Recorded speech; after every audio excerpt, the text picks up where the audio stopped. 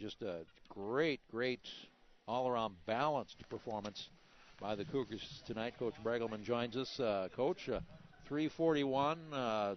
Like I say, just a balanced attack all around. Yeah, I don't know. I haven't followed our stats that close, but if it's not season high, it's got to be pretty darn close. And you can see we hit at a higher efficiency each set. I tell you what, they impressed the heck out of me that second set. We had no answer for them. We had to earn 20, 22, 23 of our points. We had them down out of our 26 points. They made 2 errors. So we earned 24 points because we talk about that sometimes, and you can see our 22 kills out of 26 points. So they didn't give us anything. I mean, that was a good, clean set back and forth as far as two teams swinging hard and scoring on offense. It wasn't a error kind of thing. I thought we did a nice job in that second set. Yeah, you got to watch them against Crown, and then they delivered in this third set. Were they what you saw in that second set? Well, they're what I thought they were going to be coming in. The women on our team were a little skeptical because I'd kind of compare them. I said like a Martin Luther, Scholastica, kind of in between there maybe or something like that. And I tell you what, Megan on the outside, I told her, thank goodness you're a senior when she's gone.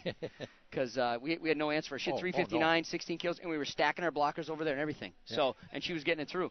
But you could also see, she missed some serves and make some errors and, maybe did some blocking things that helped us out on the right side. We scored quite a few points over there. I think between Abby and Marissa and Addie over there, I'm sure they had at least 10, if not 15 kills on the right side, which would probably be pretty high for us in a normal match. Yeah, Corey, the ability to adjust mid-air. Yeah, it's just phenomenal to watch. She's very smooth flying through the air, isn't she? Yeah.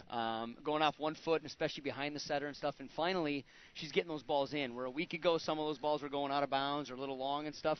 Now she's getting those balls in, and that's all the difference between hitting 600 and she was hitting $150 for a while last week. But she does a really good job. And her setters, the placement's a little bit better with some of our setters and stuff, so that definitely helps as well. Yeah, and also Addie tonight. When the set is there, such a quick first step on the attack. Yeah, and she's not the kid that's just a natural leaper or jumper like Marissa maybe or Emily. But Addie, boy, when she gets a nice aggressive approach coming off the net and a high reach and a good wrist snap, she can put some balls down too, as you saw tonight. I mean, she ended up with 9 kills. A couple errors, and they weren't bad. I mean, I think she got blocked once. She hit one ball just a little bit wide or long and stuff. And that brings it down a little bit. But, boy, if we hit 375, if she hits 375, we're going to be successful, too. Yeah, well, if they all hit this percentage on any given night, you're going to win a lot of matches when you hit 341, Randy. Yeah, that you will. Night take to the road next weekend. It's Martin Luther and Bethany College and Buena Vista. Yeah, we do not want to look past Martin Luther and Bethany Lutheran, but I guarantee you they've got that one circled for a match we did not play our best in. But they've got 2 great outsides as well, and I think one of them hits outside and sets out of the back row and stuff, and they're doing a really nice job. So we're excited about Martin Luther. We got them on Friday. We got a morning practice for some of the kids tomorrow, a small group, and then turn around and practice Thursday, and then Martin Luther, Bethany Lutheran, and Buena Vista. Yeah, and the weekend after that, the Wisconsin-Eau Claire tournament. Yeah, and that doesn't get easier. All 4 of those teams either are ranked or were ranked at some point in the season in the top 25, or receiving votes, I should say. So we knew going in that we were going to play some great competition at the end, and the nice thing is we get to end the season with some of the best competition all year. Between those 4, Northwestern, Eau Claire, and Scholastica again on the road, it's not going to be easy. So yeah, it looks like with the conference that'll possibly on the line towards that latter part of the season. Well, we don't want to put the cart before the horse here, but if we can get a couple wins this weekend, what are we, 7-1 right now? Yep. 2 more would put us at 9-1, and I think 2 more would probably secure a conference playoff spot with the top 4 going. But then we have obviously Northwestern and North Central at home, and then Scholastica Northland on the road for conference matches. So we'll see what happens when we get to that point, but pretty proud of the way they played tonight, the way they battled, because it wasn't easy. I mean, it certainly wasn't easy against Presentation. They pushed us hard and made us make plays at the end. So that was fun. It was a fun match to play, and I talked to them about getting them on the schedule again next year. Next year we might do a home-and-home with them where we'll see if maybe they want to come here again with Crown, because this works out well for us. It gets us an extra match. They get an extra match on a Tuesday. And we may head over there sometime midweek next year as well. So that works out pretty good. And elsewhere in the conference tonight, Eau Claire defeating Northwestern 3-1. Eau Claire's good.